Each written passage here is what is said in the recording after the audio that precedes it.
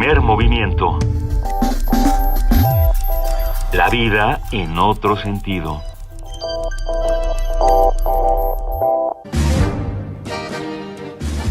En época electoral, conocer las necesidades, deseos, aspiraciones y expectativas de los ciudadanos, así como las tendencias de votación, es algo indispensable, tanto para quienes aspiran a un puesto de elección popular como para la sociedad misma.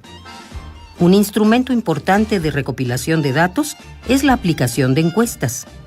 La encuesta es una técnica de investigación de campo y se basa en la realización de preguntas encaminadas a obtener determinados datos.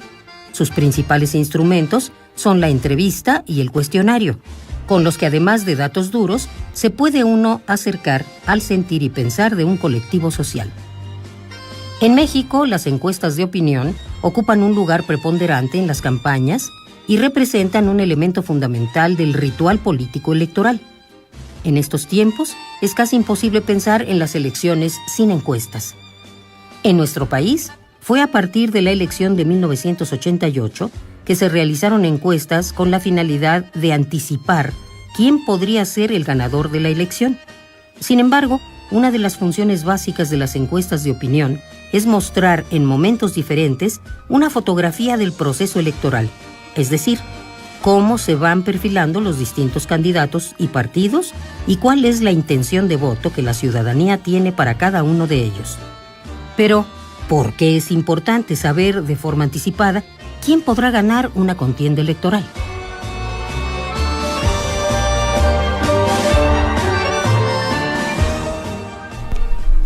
La regulación en materia de encuestas electorales en México inició en 1993, cuando se incluyó en el viejo Código Federal de Instituciones y Procedimientos Electorales la obligación de entregar al entonces Instituto Federal Electoral el estudio que respaldará los resultados de encuestas sobre preferencias electorales que hubiesen sido publicados. Las reglas sobre encuestas y sondeos de opinión fueron motivo de modificaciones en la reforma político-electoral de 2014. ¿Qué fue lo que se modificó? ¿Cuáles son hoy los fundamentos, utilidades, peligros, mecanismos de las encuestas y sondeos de opinión en temas electorales? Nos responde al respecto y le agradecemos muchísimo que esté aquí sentada junto a nosotros Ana Laura Arroyo, directora general de Grupo Impacto y además analista y conductora de segmentos de radio que justo hablan sobre el tema. Muchas gracias por estar con nosotros, Ana Laura Arroyo. Muchísimas gracias, muy contenta de estar aquí con ustedes. No, bueno. A ver, luego nos pasamos de didácticos, pero tiene una lógica. ¿Qué son las encuestas y para qué sirven, Ana Laura? Sí. Sí, con muchísimo gusto. Pues las encuestas básicamente son una técnica de investigación social que nos permite conocer las opiniones y las actitudes de una colectividad en cierto momento y de cierto tema, no solamente la materia electoral, aunque ahorita entiendo que es el tema que venimos a platicar, pero cualquier tema es susceptible de ser investigado mediante una encuesta que es un estudio de opinión con ciertas reglas para conocer sobre todo las actitudes de la colectividad y la opinión de la gente respecto a diversos temas, ¿no? ¿Estas opiniones de la realidad pueden transformarla? Es decir, si yo tengo el conocimiento de una encuesta, esta misma encuesta podría modificar el resultado. No es así. Entiendo tu pregunta, sí, porque ya vamos a entrar en lo bueno de las encuestas. Porque somos sospechosistas profesionales en este país. Ya sé, y tienen toda la razón. No me refiero a que manipulen lo que ocurre, sino que tener un conocimiento de cómo van las cosas hace que uno pueda o no cambiar también su opinión, ¿no? ¿O no? De entrada bajo mi punto de vista, no es el objetivo primordial de una encuesta. El objetivo primordial de una encuesta es tomar, vamos a llamarle así, un retrato de cierto momento, ¿no? Exactamente, de la opinión de la gente en cierto momento. Y es en cierto momento, porque esta sí puede cambiar en el transcurso del tiempo. Y hay eventos que pueden hacer cambiar la opinión de la gente en cualquier tema, bajo cualquier tema. Cuando las encuestas... lo que yo entiendo que no nada más es un cuestionamiento tuyo, sino de muchísima gente, sí, es cuando una encuesta es publicada, que ya es otro paso, porque inicialmente las encuestas es un elemento de investigación y punto. La publicación de ellas es como el segundo paso, es dar a conocer los resultados de la encuesta y la opinión ciudadana, pero no es el objetivo principal. hablando solamente en el campo de la investigación, es cuando generan opinión pública. Y cuando una encuesta ya empieza a generar opinión pública, es cuando sí podríamos pensar que una encuesta puede de alguna manera dirigir o ya ser un elemento también más de apoyo para toma de decisiones ciudadanas o para tomar ciertas preferencias. Pero no es o no debería ser el objeto principal. Que algunos medios de comunicación o ahora actualmente se quiera manipular a través de resultados de encuestas es una situación muy distinta, pero no es el objetivo o no debería de ser el objetivo. Y debería haber una regulación muy clara al respecto. Quiero decir, un candidato pide a una empresa encuestadora que le haga un trabajo de campo para saber cómo está y resulta que está muy bien y utiliza él esa misma encuesta como parte de su campaña. Esto no debería ser, ¿o sí? Pregunto. Es que, ¿sabes qué? Mira, yo ahí caemos en el mundo del objetivo y lo subjetivo, un poco. Les voy a decir por qué. Objetivamente, si bajo ese ejemplo y todo está llevándose de manera honesta, ¿por qué no publicar eso? ¿No? Ajá. El problema es cuando se quiere manipular datos para manipular a la gente. El problema es cuando si hay algún candidato que está perdiendo en la encuesta y quiere que alguien diga que va ganando en la encuesta o en algún medio, ¿no? Y ahí es donde empiezan las confusiones. Pero para mí es un tema mucho más de ética, de profesionalismo, claro, de honestidad. Pero ¿hay un código de ética de encuestadores? Fíjate que debería de haberlo. Debería de haberlo. No existe como tal. No, las encuestas son algo que recién está siendo regulado y esto yo lo entiendo a partir del 2012, porque sí vimos en muchísimos lados donde la percepción ciudadana, aunque no sabíamos como ciudadanos realmente cómo estaban las cosas, pero sí era de que había un engaño, porque incluso en muchas publicaciones hubo muchos errores de empresas encuestadoras y llegó un momento a tal confusión, a tal grado llegó la confusión que ya no se sabía si fuera un error de la encuestadora, si era una percepción o una fotografía real de las cosas como estaban, o eran encuestas pagadas o manipuladas, o qué. Esta misma confusión. Y eso ha pasado muchísimo a partir de ese momento. Pasó mucho en el 2012. Y bueno, actualmente el INE ha empezado a poner o a imponer reglas para la publicación de las encuestas derivado de esta manipulación que también la percepción ciudadana tuvimos todos, ¿no? Esta confusión que mencionas también puede ser un factor de manipulación, pero más allá de esta manipulación a la que volveremos en un momento, ¿cómo se realizan estas encuestas en México? Eso, ¿cuáles los requisitos mínimos para hacer una encuesta de verdad y ahorita, buena, efectiva? ¿Qué universo debe contemplar? Sí, exactamente. ¿No? ¿Qué factores? Todos los factores. Y después volvemos a la manipulación, pero creo que es importante partir de cómo la base, ¿no? Sí. Bueno, hablando ya de encuestas electorales, las encuestas electorales prevén información que permite saber, entre otras cosas, el grado de conocimiento de un candidato para empezar, o de alguien que quiere ser candidato, porque nadie puede votar a alguien que no conoce. De entradita ese es el número uno, ¿no? Si yo voy a levantar una encuesta electoral, es para saber el grado de conocimiento de la gente, tanto de, por ejemplo, la fecha de la elección, que muchas veces, actualmente alrededor del 35% de acuerdo a nuestras encuestas, o 40% de la gente no sabe cuándo va a ser la elección, no sabe el día de la elección, no sabe el mes de la elección, o nos dicen un día equivocado, etcétera, etcétera, por ejemplo. Después medimos el grado de conocimiento de un candidato, porque muchas veces vemos... Es que aquí puedo responder muchas preguntas que nos hacemos los ciudadanos. Por favor. ¿Cómo es posible que este candidato vaya ganando? Es posible porque es el más conocido. Muchas veces los partidos promueven no al mejor candidato en términos electorales, sino al más conocido, porque es el que la gente sí siente una inclinación para votar. Entonces, también es muy importante medir niveles de conocimiento en una encuesta. Después medimos a los candidatos, alguien que es conocido. Después, no es lo mismo ser conocido a ser aceptado. Entonces hay que medir también niveles de conocimiento y también de negativos y de positivos, porque hay gente que es conocida por lo que ha hecho mal y hay gente que es conocida por lo que ha hecho muy bien. Todo eso es parte de una medición en materia electoral para entonces sí saber quién puede ser votado, quién puede ser susceptible de ser votado. Y actualmente se está decidiendo mucho más por las personas, por los candidatos, que por los partidos, porque también tengo estudios donde toda la gente estamos muy cansadas de los partidos. Estoy hablando en general, claro. La gente no estamos siendo motivados, estamos muy desilusionados de los partidos de México. Entonces, una encuesta electoral se trata de tomar una fotografía de todo eso, de los factores incluso por los cuales estamos contentos o no, o motivados o no a votar, sobre todo porque lo que se trata de medir es la intención del voto. ¿Cuántos votos va a tener qué persona el día de la elección para ganar una elección? Porque las elecciones se tratan de ser ganadas.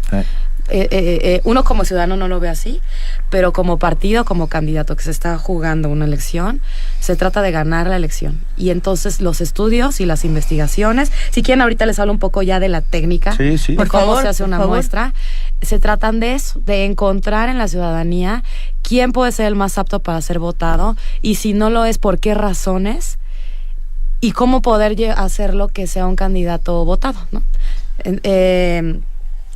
Nosotros hacemos para una investigación algo que le llamamos una ficha metodológica. Ustedes siempre que vean una encuesta busquen la ficha metodológica, porque ahí es donde nos dice de manera, los pasos, vamos a llamarle de alguna manera científicos, que se hacen para realizar una encuesta bien hecha. En una ficha metodológica nos dice qué población fue entrevistada, el nivel socioeconómico de la población que fue entrevistada, la fecha de levantamiento, el esquema de selección de muestra, porque hay muchas maneras de hacer una investigación, de manera aleatoria o buscando ya ciertos clústeres o ciertos grupos sociales, jóvenes, claro, mujeres de tal a tal edad. Entonces, en temas electorales lo que más se utiliza pues es que necesitamos saber de 18 años en adelante cómo piensa la gente. Y normalmente los sistemas o los muestreos son aleatorios, simples. El tamaño de la muestra, el perfil de la muestra encuestada también, para saber a quién se entrevistó, de quién es esa opinión, si son mayores de edad, tercera edad, hombres, mujeres, etcétera. El método de estimación de resultados, diseño y exploración de resultados, obviamente diseño de cuestionario, que es básico porque hay cuestionarios, tienen que ser muy objetivos, hay cuestionarios que por sí solos llevan a la gente a responder ciertas cosas que queremos escuchar probablemente, tal vez. El error máximo de confianza también y el porcentaje. Sí, es verdad que a usted le encanta cómo ¿no? Sí, claro. ¿Verdad que a usted le encantaría ser gobernado por una mujer, por ejemplo, no? Claro. Oye, a ver, perdón, Ana Laura Arroyo, directora general de Grupo Impacto, ¿te quedas con nosotros? Déjanos hacer un corte. Primer movimiento. La vida en otro sentido.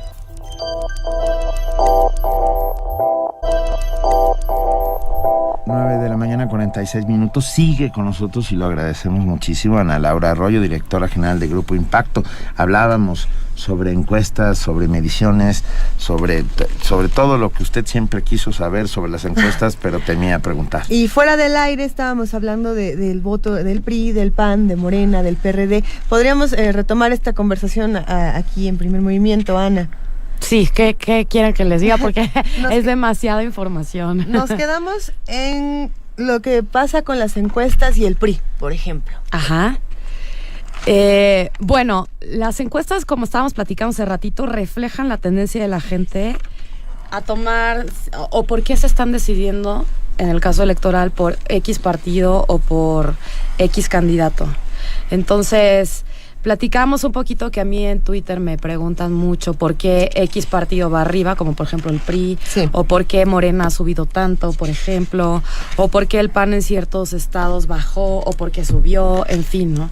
Y precisamente la investigación de eso se trata, de ver no solamente lo que está pasando, sino los porqués de muchas cosas. Entonces, por ejemplo, el PRI, que es el que está saliendo arriba en la mayoría de las encuestas, no solo de la empresa en la que yo represento, sino en muchas encuestas que he visto publicadas, es lo que platicamos hace poco, porque el PRI ha sido el partido que ha tenido la delantera no solo ahora, sino durante más de 70 años. Entonces tienen una base muy sólida sobre la cual han trabajado desde nuestros abuelos.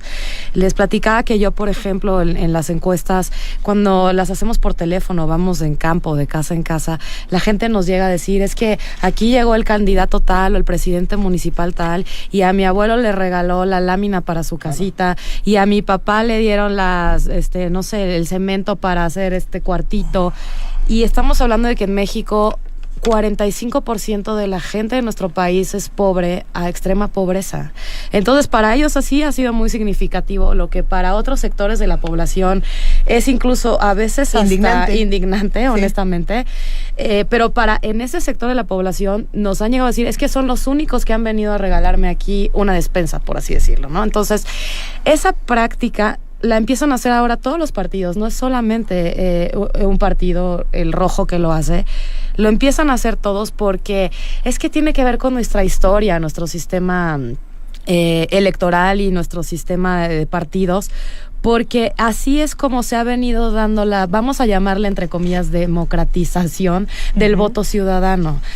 Primero nosotros venimos de una historia de caudillos y de presidencialismo, y bueno, a la hora de caer en la democracia, también fue una democracia instituida de cierta manera, y la manera de convencer a la gente fue dando cosas, ¿no? Entonces yo creo que ahora la parte de la evolución que se ha dado con estos medios de información es precisamente empezar a tener un voto ya mucho más informado, que es lo que está tratando de hacer los chavos, por ejemplo, más informados como los estudiantes, por ejemplo, sí. La gente que está teniendo acceso a internet, a las noticias, a los periódicos, que casualmente es la que menos vota, por cierto, en las elecciones. Somos los que más nos enojamos por ciertas cosas, somos los que más nos podemos enterar de ciertas cosas, los que sí podemos hacer un voto mucho más informado, pero los que menos votamos a la mera hora. ¿Y por qué será? Es que invítenme a otro programa porque creo que hay muchas razones. Entonces la gente que sí va a votar es toda esa gente que tiene muchísima necesidad y que ellos ven y es real, ellos ven como una solución o un apoyo de parte de ciertos candidatos que vayan y les entreguen cosas, y a cambio de eso, imagínate el nivel de educación, la situación de pobreza, de necesidad de una gente que está en esas condiciones. No es un voto razonado, no es un voto informado. No. Entonces, y eso es lo que pasa no solo en nuestro país. Les puedo decir que yo tengo la fortuna de haber estado en varios países de Latinoamérica viendo este tema electoral. Pasa en toda Latinoamérica, en muchos países de Latinoamérica. Por ejemplo, estuve en Venezuela cuando Capriles y Chávez, y la gente decía lo mismo, es que Chávez vino y me regaló no sé cuántas cosas, ¿no? Por ejemplo. A ver, es que yo creo, tenemos falta de educación política en México. Y de interés también, Sí, pero esto la culpa la tienen los partidos. Quiero decir, la falta de credibilidad en los partidos políticos, que así empezamos esta conversación, y tú decías que hoy se va a votar mucho más por la persona que por el partido. Sí. De alguna manera, o sea, se va a conocer más a la persona que al partido que lo representa. Pero estamos... A ver, el PRI ha logrado a lo largo de todos estos años, desde que era PNR hasta nuestros días, consolidar una fuerza inmensa. Por eso cada vez que se hablaba del voto o no voto, yo lo que decía, a ustedes hagan lo que quieran, pero hay un ejército de votantes que está ahí listos, esperando para votar. Este es el llamado voto duro. ¿Tú crees que este año, estas elecciones 2015, que van a ser definitorias en muchos sentidos de nuestro panorama político, el voto duro va a aplicar? Sí. O sea, sí, pero siempre aplica en todas las elecciones, y se ve más en las intermedias porque hay menos participación ciudadana siempre. Normalmente las elecciones participan en presidencial, se ganan con un 60% de los votos, pero no quiere decir que el que gana tiene el 60% de los votos. Claro, se puede ganar con el 1%. Pero es de participación ciudadana, y de acuerdo a históricos, la participación ciudadana se baja muchísimo, hasta un 40-35% solamente de participación en estas probables elecciones. Cuando no son presidenciales Cuando no son presidenciales. ¿Esto qué quiere decir? Que el voto duro es importantísimo en estas elecciones. Para cerrar, yo les podría decir, es muy importante ir a votar. Es muy importante ir a votar. Con todo mi respeto, por ejemplo, a los papás, a los señores de Ayotzinapa que dicen no voten, y a mucha gente de sociedades civiles que llaman al no voto, es un error créanme que es importante ir a votar. Es la única manera de hacer valer el voto. Es la manera en que si ustedes sienten que hay inconformidad o que hay algunas situaciones no legales, es mucho más fácil hacer situaciones no legales cuando no hay votación que cuando la hay. Porque cuando hay participación ciudadana no hay manera de hacer, lo voy a decir así, trampa, sí. Si es que así lo sienten. Así. Y cuando no vamos a votar, los que sabemos por quién votar, es cuando damos oportunidad de que sucedan muchas cosas de las que después nos quejamos, ¿no? Ana Laura Arroyo, si te parece, en futuras ocasiones seguiremos hablando de todos estos temas que volvemos a invitar, ¿no? Es muy importante. Se queda, por ejemplo, este contraste entre el voto informado contra, no sé, la mochila verde de útiles escolares, ¿no? Este tipo de cosas que se dan. Y bueno, no solamente eso, sino porque esta pregunta que me parece fundamental, ¿por qué las personas que tienen más información no quieren votar? No, déjenme venir a decirse los otros días. Lo días. platicaremos más adelante, porque si tienen la información quiere decir que no hay desinterés, sino que hay información, que es lo que hacemos. A lo mejor luego estamos hasta sobreinformados. Exactamente. Y esta sobreinformación provoca el desánimo frente a la tropelía.